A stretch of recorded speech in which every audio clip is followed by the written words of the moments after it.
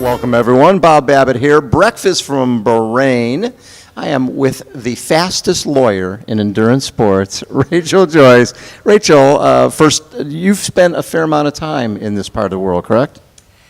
Yeah, over in Abu Dhabi when I was on the Abu Dhabi tri-team. So it's been a couple of years since I've been back, though. Yeah. So, yeah, it's nice to be back in the desert.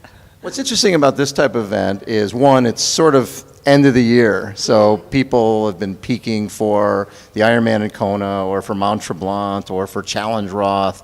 And so for you, what type of fitness are you in heading into this race?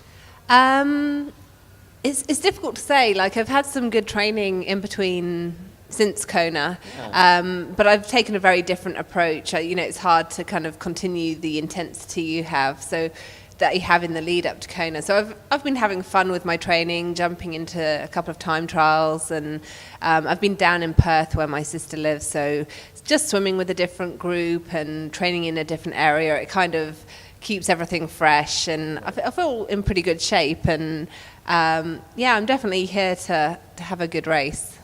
And when you look at a race with half distance with a $500,000 prize purse, plus the other mix of it is Olympic distance athletes, half distance athletes, full Ironman distance athletes, all here, all looking for the prize money. But some people are in great shape.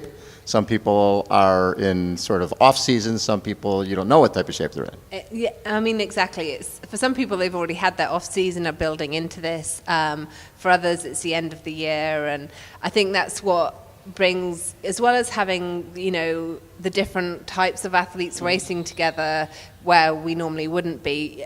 There's always a bit of the unknown. It's like the first season of the first race of the season. You never really know what form anyone's in, and it's the same now. It's been 7 weeks since Kona, but even longer for people like Jodie Stimpson, who've had her off season back in September. So it's the truth will be found out on Saturday. The other side of it is you've raced Marina Carfrae enough to know her strengths and weaknesses and how you stack up there.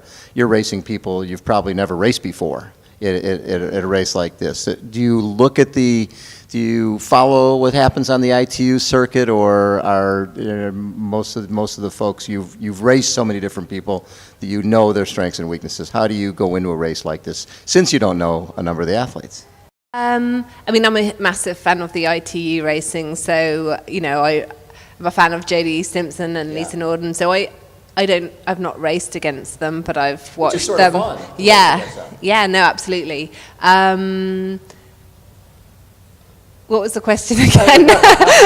When you prepare for a race like this, not knowing, you know them as, their stats, their racing, but you haven't raced against them. So I'm kind of aware of what people's strengths will be. I don't necessarily, because I haven't raced against them, I haven't got a line for me, but I also know what my strengths are, so that's what I'll be working on during the race. For a race like this that's flat, is that good for you, or would you rather? Because Kona, as much as people talk about that, it's not a flat course. Those are tough races. What do you look at? Does this course suit you?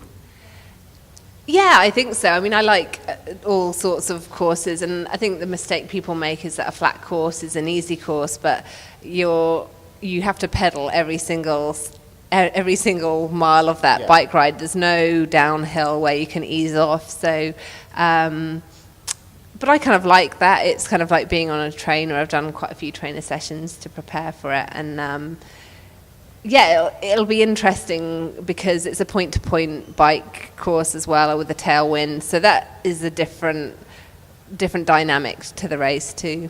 So when you look back at your 2014 season, happy with it? I'd probably give myself a B. I'm fairly happy with it, but I don't think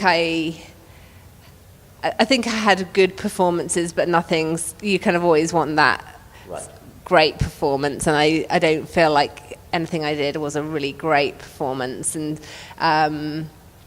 that's kind of what was motivating me going into 2015. And they're rare those days, but that's what you when you start a year, that's what you want from a race. And so I'll be going into 2015 looking for that great race. Right.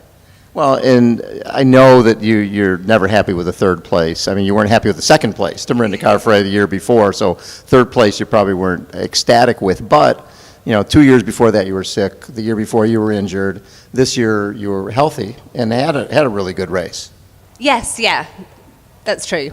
So, it was what it was. I was happy to be healthy going into it for sure. So for this year, this is for 2015, how do you see your season being somewhat similar in terms of what your goals are? Similar Kona will continue to be my main goal, but I'll be looking at the 70.3 Worlds as well as another focus, and racing more. That I think that's something I feel like I haven't raced enough over the last 2 years. So I'll be kind of if all goes to plan, and we never know if a plan actually works out, but I'll be hoping to do more racing. Love it. Rachel, thanks so much for taking time, and have a great one out there on Saturday. Thank you.